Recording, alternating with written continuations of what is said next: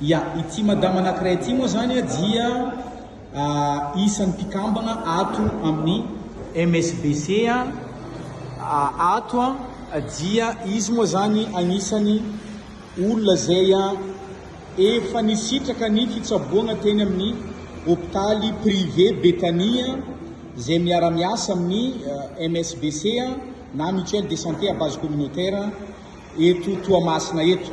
Ahoana madama ny mikasika an'izay fidiranao tato sy ny fisitrahanao ny fitsaboana teny amin'ny hôpitaly privé Betania tamin'ny alalan'ny fidiranao tato mpikambana MSBC.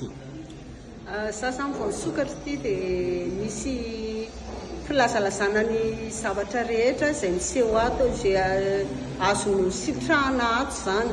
Dia nandony niditra mpikambana fa resy lahatra dia nahazo carnet izay mampikambana anahy.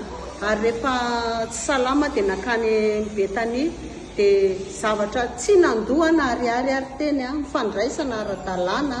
Dia toy izao ny zavatra azoko teny tsy arakaraky le volana lohako fa tena tsy arakaraky ny eritreritry ny olona hoe paracetamol le amoxicilline fanafody générique fa tena fitsaboana ara-dalàna ary tsy arakaraky volana lohako ny fanafody azo.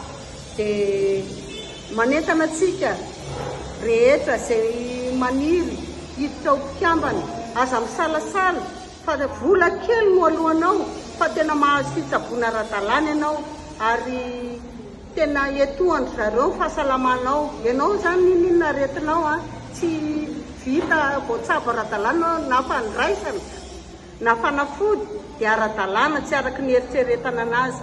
Dia manentana antsika mba ho avy hisitraka izany fitsaboana izany.